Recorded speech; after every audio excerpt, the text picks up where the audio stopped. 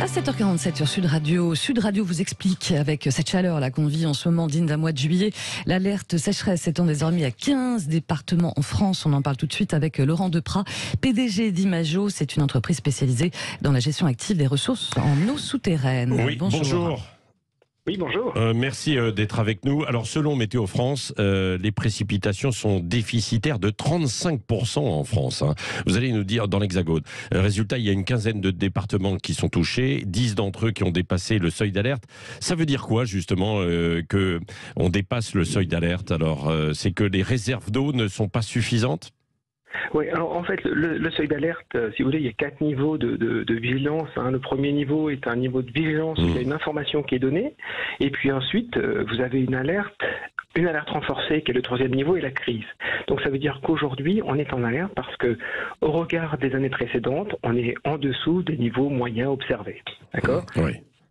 Et ça se voit très bien d'ailleurs sur l'application dont on avait parlé déjà, qui s'appelle Info Sécheresse. Oui, c'est ça. Oui. Voilà, qu'Imajo, filiale de SOR, a développé pour cela et pour que toute personne et vos auditeurs puissent constater l'état de la sécheresse en France sur les départements. Oui. Alors, quand on parle de ces réserves d'eau, ce sont quoi? Ce sont les nappes phréatiques plus précisément ou pas? Oui, absolument. Il faut imaginer une nappe phréatique comme un grand réservoir.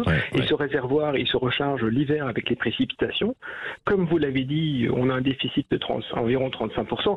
Ce déficit, il n'est pas équitable sur l'ensemble du territoire. Oui, bien sûr. Principalement sur l'ouest et sur le sud-est. Oui. L'ouest et le sud-est. Ce qui veut dire qu'il a moins plu pendant cet hiver. Parce que là, évidemment, on s'en inquiète parce qu'il va y avoir des températures extrêmement chaudes. En tout cas, des températures dignes d'un mois de juillet. Mais évidemment, ça vient des mois qui viennent, quoi. Alors exactement, en fait, lorsque vous regardez sur la carte qu'on a mis en ligne récemment, vous voyez très bien que ces départements sont en orange, c'est-à-dire que le cumul pluviométrique des 6 derniers mois est inférieur. C'est un phénomène qui arrive à peu près une fois tous les 20 ans. Donc ça veut dire, et on le voit extrêmement bien, aujourd'hui on arrive dans l'été avec des réservoirs qui sont moins remplis.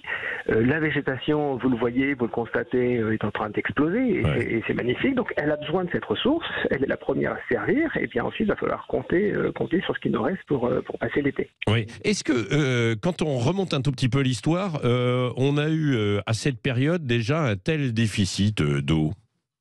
Écoutez, c'est des niveaux de sécheresse qu'on a pu observer dans les grands moments de sécheresse en 2003 ou 2004.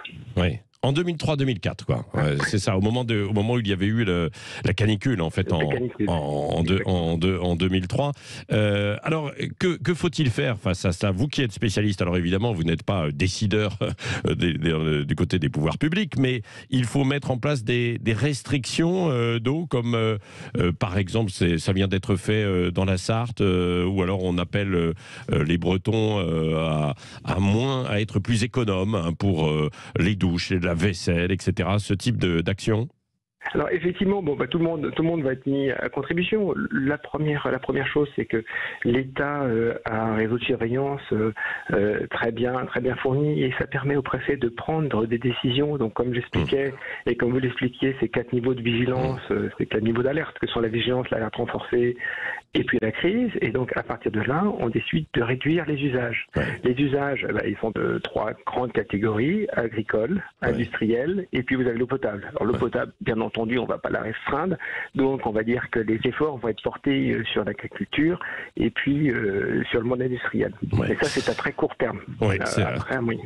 Oui. Merci beaucoup, Laurent Deprat, PDG d'Imajo, une entreprise qui est spécialisée dans la gestion active des ressources en eau souterraine. On reviendra vers vous forcément parce que on s'inquiète un tout petit peu, surtout quand vous nous mettez en parallèle la situation de 2003 où il y avait eu cette canicule. Merci en tout cas d'avoir été ce matin avec nous pour ces explications en direct sur Sud Radio.